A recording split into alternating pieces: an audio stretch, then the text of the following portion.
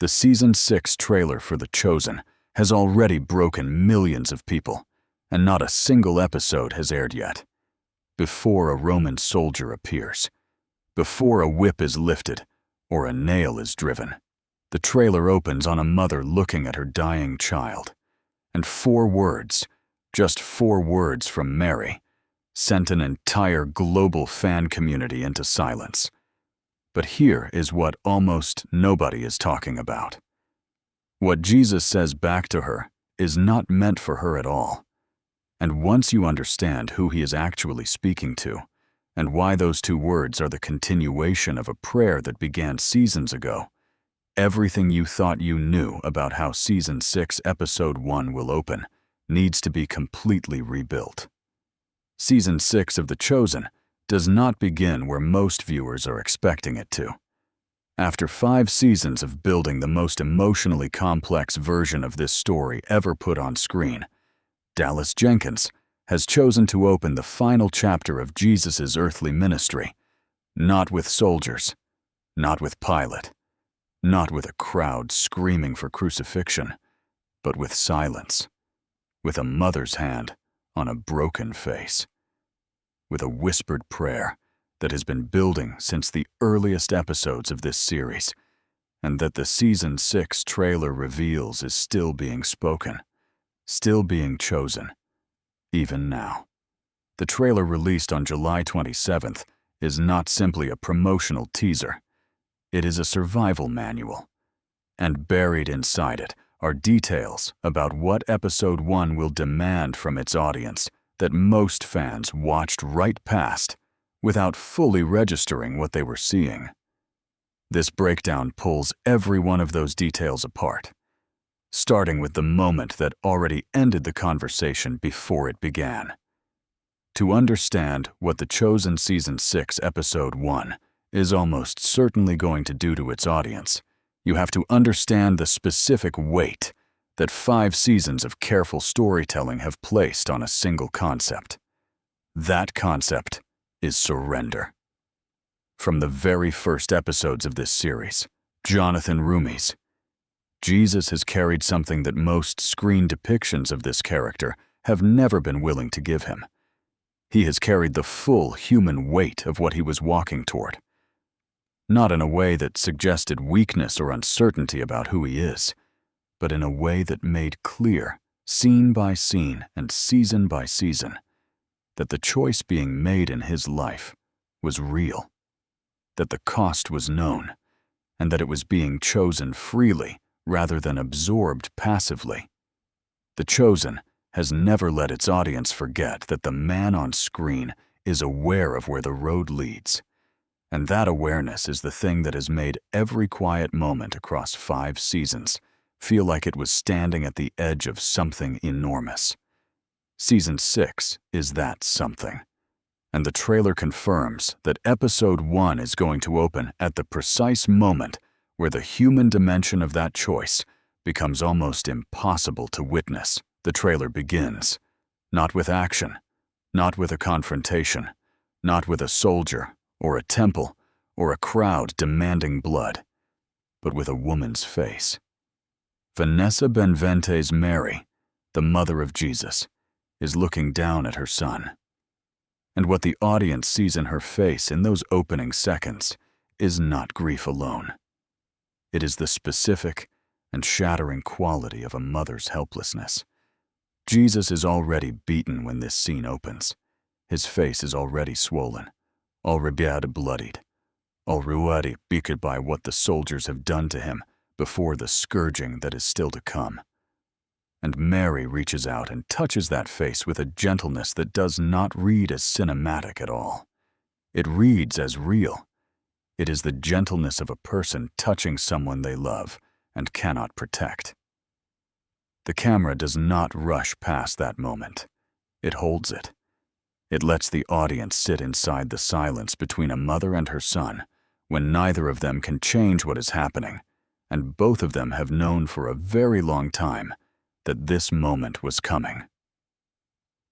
And then Mary speaks. She says 2 things. She says, "My boy," and then she says, "My heart." Those 4 words are not in any gospel. They are not scripture. They are Dallas Jenkins writing into the space that the biblical text leaves open.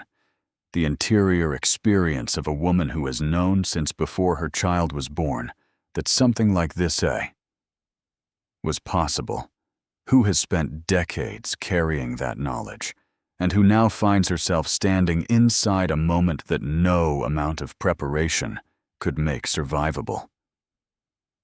My boy is a mother speaking to her child, not to a Messiah, not to a theological figure, to her child, with the particular intimacy of a word used when a person is small and beloved and yours. And my heart is the oldest language in the world. It is what people say when the person in front of them is not separate from them, when the distinction between their pain and your pain has ceased to exist in any meaningful sense. 4 words, delivered in what the trailer captures as barely more than a breath. And those 4 words destroyed an entire fan community before the first episode of Season 6 had a chance to reach them. Fan responses appeared on the YouTube page within minutes of the live stream ending. One viewer wrote that she was already in tears from the thumbnail alone before a single frame of footage had played. Another said she watched the trailer, cried for a sustained and serious period of time, and then prayed. Not reviewed the footage, not commented on the cinematography. Prayed. That is the emotional register that 4 words and 1 hand touching a broken face achieved in a 92-second teaser.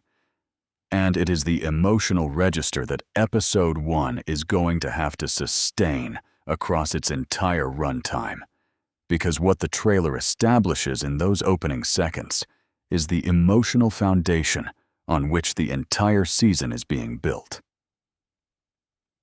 But here is the moment that most of the conversation since the trailer dropped has underestimated. And here is where the hidden architecture of Episode 1 begins to come into focus. Jesus answers her. After my boy and my heart, in the middle of everything that has already been done to him and everything that is still waiting, he speaks. And what he says is not directed at Mary at all. He says, "Your will." 2 words, spoken aloud in front of his mother, already broken, and already bleeding before the crucifixion has even begun. Your will is not a declaration of resolve for the audience's benefit. It is not a response to Mary. It is the continuation of the prayer that began in the Garden of Gethsemane at the end of Season 5. In that garden, in the specific private agony of the hours before the soldiers came, Jesus prayed. He asked if the cup could pass, and then he surrendered. Your will. And now, standing in front of his mother in the aftermath of the arrest, the first words out of his mouth in the Season 6 trailer are the second half of that same prayer, still being spoken, still active. Still an ongoing act of love and will, rather than a single moment, already completed and left behind. This means that Episode 1 is not going to begin with arrival at the cross or at any stage of formal proceedings. It is going to begin in the continuation of Gethsemane, in the understanding that what happened in that garden was not a single moment that Jesus passed through and moved past, but a choice that he is still making, breath by breath, through everything that follows it. The theological and storytelling significance of that decision is immense. Every viewer who has followed this show through 5 seasons has watched Jesus in moments the Gospels do not explicitly record. They have watched him tired. They have watched him navigating complex human relationships with a love that is sometimes exhausted and always intentional.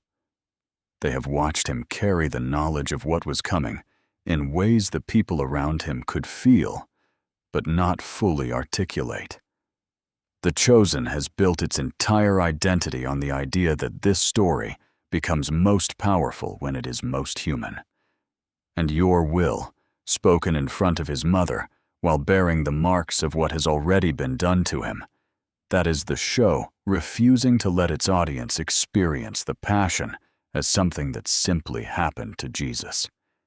It is insisting, in the very first moment of its final act, that Jesus is still the one making the choice, that the surrender is ongoing and chosen. That is the emotional and theological ground that Episode 1 appears to be building from the very first frame. What follows the Mary scene in the trailer does not ease gradually into the horror of what is coming. It accelerates immediately and deliberately. A Roman soldier's hands move through a pile of thorn branches, selecting each piece with quiet attention, bending the branches methodically into the shape of a crown. And the detail that makes that image so specifically devastating is this: the soldier is not angry. He is not performing cruelty with any visible emotion. He is doing a task.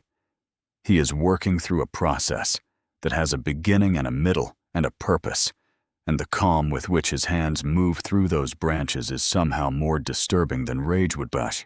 It suggests a world in which this is simply something that gets done, in which the person the thorns are being assembled for is not a consideration that interrupts the work.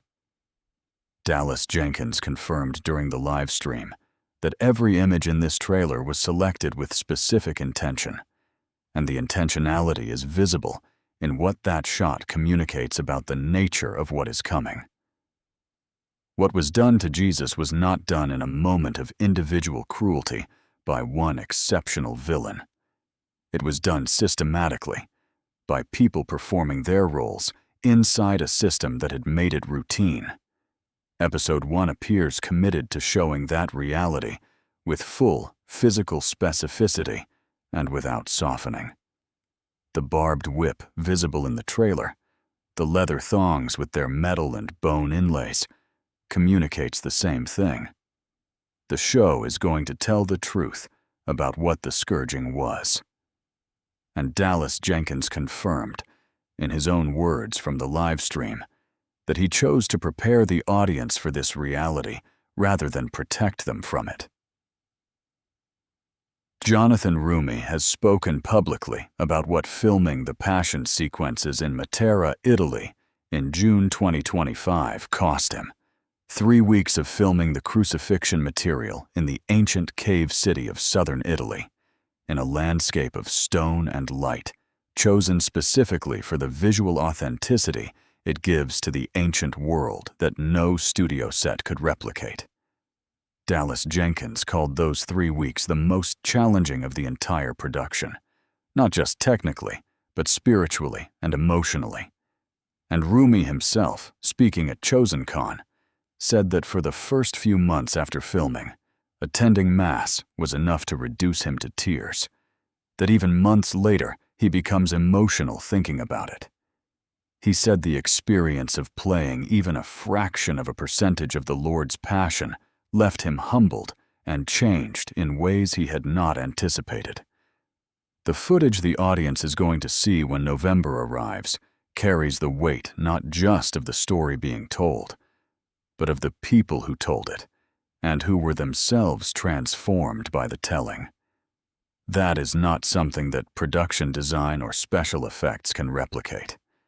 It comes from the kind of commitment that leaves a mark on a person that does not wash off when the cameras stop rolling.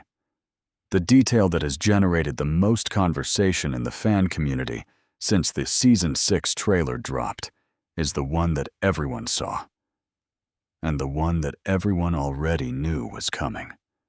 The noose, the figure walking alone through an open field toward a tree.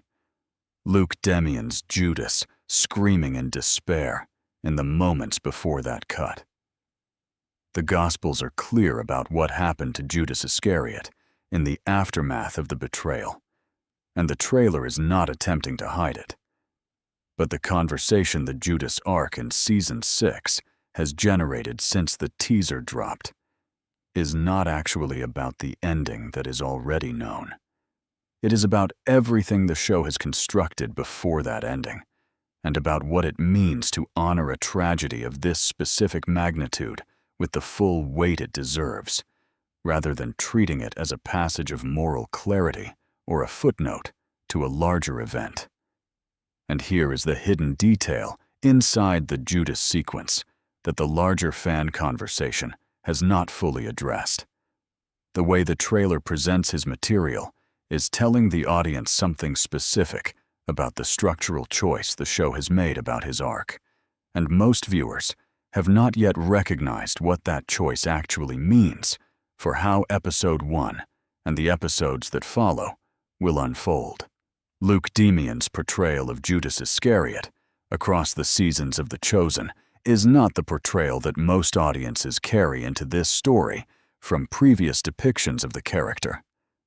The Judas of The Chosen is not a straightforwardly villainous figure who sold the Son of God for silver and occupies a clear moral position that the audience is never meant to question.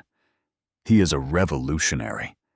He is a man who genuinely believed in Jesus, who followed him, who wanted the movement he had joined to be something that it was not, who looked at what Jesus was building and saw inside it the seeds of a liberation that Jesus was never going to offer in the form Judas needed it to take. The show's Judas made his catastrophic choice, not from greed, not from simple malice, but from a combination of idealism that had nowhere left to go, impatience with a timeline that was not unfolding the way he had planned, and a fundamental misreading of what Jesus was actually doing in the world. That is not a character the audience is able to simply despise. That is a character built specifically to be grieved. Demian's performance across Season 5 showed an audience a Judas who was not at peace with what he was building toward. A man carrying a weight that anyone watching carefully could see was destroying him from the inside, long before he ever made his way to the garden. The trailer's depiction of his despair in the aftermath of the betrayal is not a postscript to his story. It is the culmination of everything the show has been building toward him since his introduction. And here is where the hidden structural detail matters.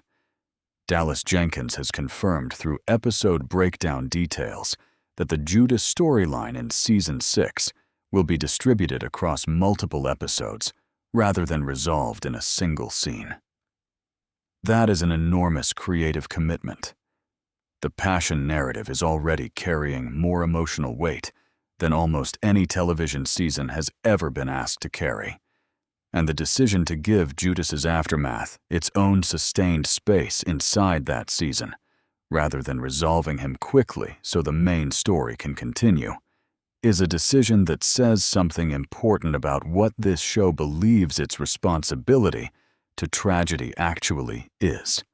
What makes the Judas arc in Season 6 so specifically significant is what the Gospels do not give him. Jesus speaks from the cross and says, "Father, forgive them, for they do not know what they do." Judas is not in that crowd. He does not receive those words. He does not encounter the risen Jesus. He does not have a moment of restoration after catastrophic failure, the way that Peter will eventually receive. The Gospels give Judas the full consequence of his choice and offer him no visible path back from it. And The Chosen, which is built 5 seasons on the premise that every human being in this story is worthy of being seen fully and understood with complexity, appears to be building toward a Judas storyline that honors that biblical absence without softening it into something easier to hold. A man who understood, in the moment he received confirmation that he had handed over innocent blood, exactly what he had done. Who tried to return the money and undo the undoable. Who could not live inside the knowledge of himself that the choice had revealed. Demian has spoken in fan-facing interviews about putting as much of himself into this arc as Romy has put into the passion sequences. That is not a comment about effort or preparation.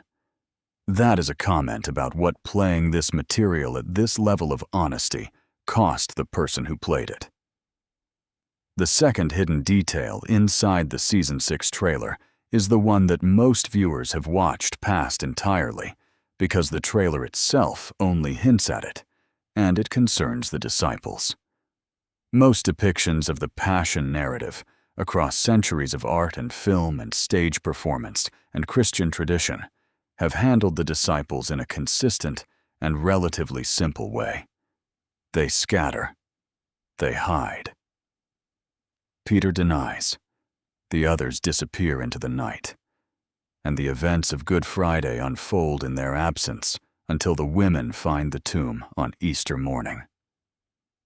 The Chosen is doing something in Season 6 that has almost never been attempted in any major depiction of this story, and the trailer barely gestures toward it even as Dallas Jenkins has confirmed it in specific detail at Chosen Con.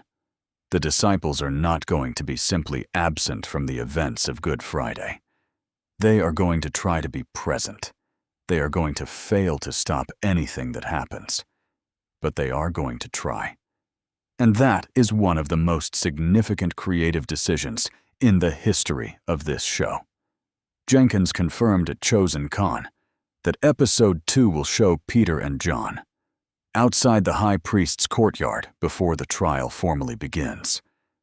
That detail, the two of them outside that specific building, at that specific moment, trying to be close to something they cannot enter and cannot stop, is something that no major screen depiction of the Passion has ever given those characters.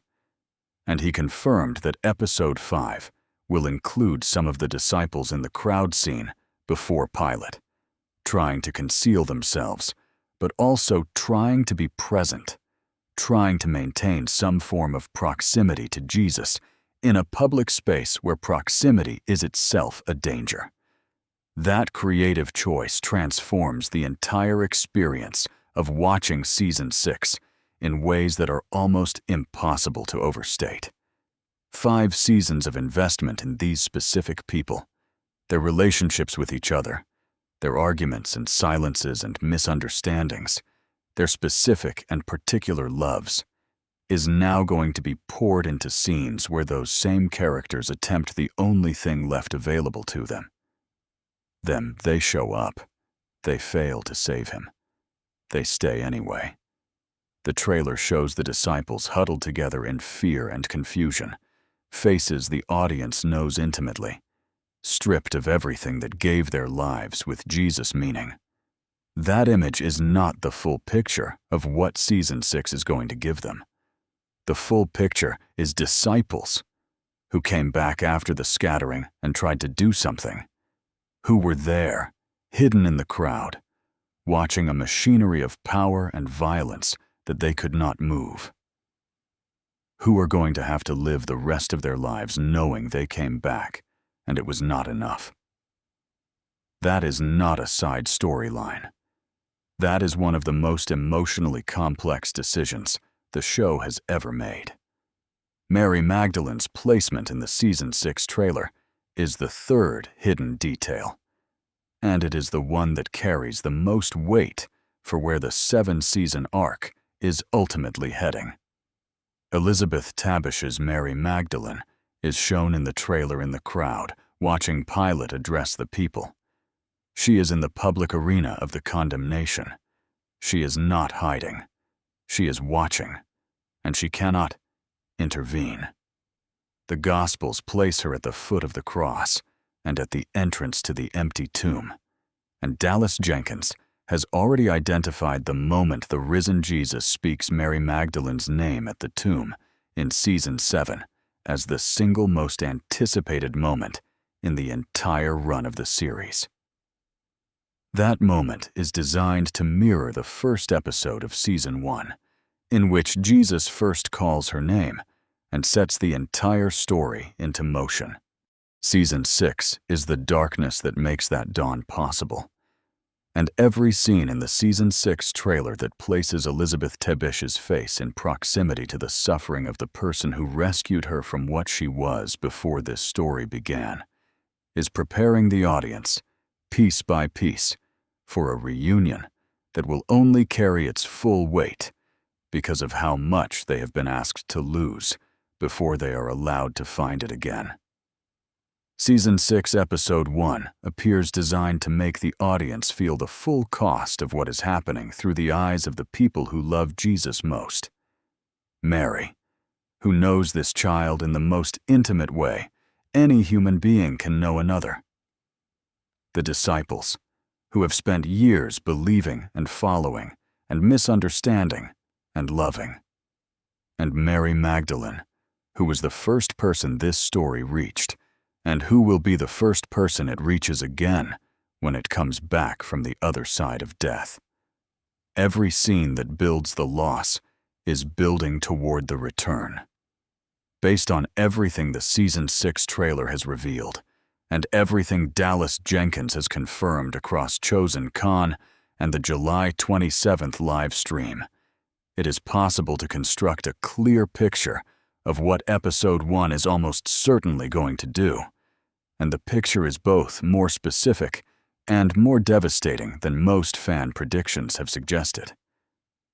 The most likely structure for Episode 1, based on where Season 5 ended and what the trailer's opening sequence establishes, is that the episode begins in the immediate aftermath of Gethsemane. This would mean that the first scenes of the episode are not the formal arrest or the walk to the high priest, but the period between. The moments in which Jesus is held and subjected to the preliminary violence that the trailer shows Mary already witnessing when she reaches out to touch his face. The Mary scene almost certainly does not belong to a later episode. The emotional logic of the trailer's sequencing places it at the very beginning of the season's story, and the fact that Jenkins chose it as the opening image of a 92-second teaser strongly suggests it is functioning as the emotional prologue to everything that follows. If this reading holds, then Episode 1 opens with Mary finding her son already marked, and that scene establishes, from the very first moment, the terms on which the entire season is going to operate. It is also possible, and this theory feels strongly supported by the confirmed episode structure, that Episode 1 is built to give the audience both the horror of what is beginning to happen to Jesus and the simultaneous experience of what it is costing the people who love him to witness it in real time.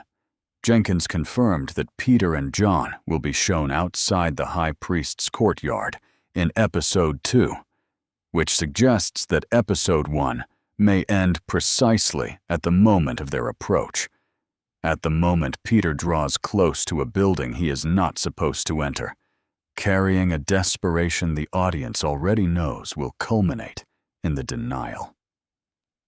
If Episode 1 closes on Peter outside that courtyard, the entire structural arc of the episode could be designed to move from Mary's devastation in the opening scene to Peter approaching the worst moment of his own life at the close, with the audience holding both of those realities simultaneously as the credits roll.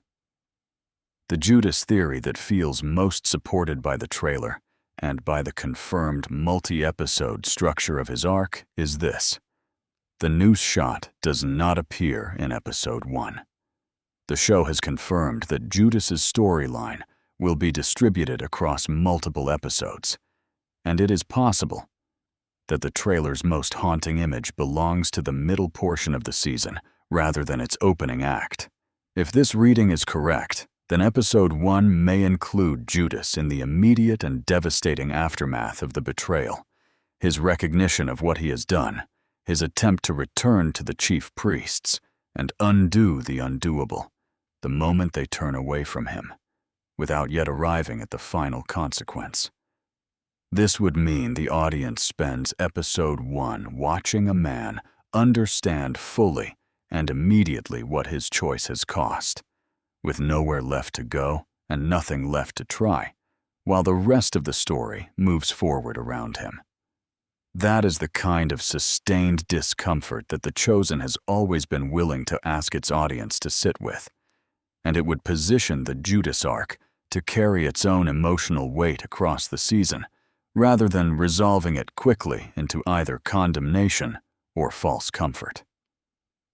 What Season 6 is building toward, in ways that Episode 1 appears designed to establish in its very first frames, is a profound meditation on what it means to love someone whose suffering you cannot stop.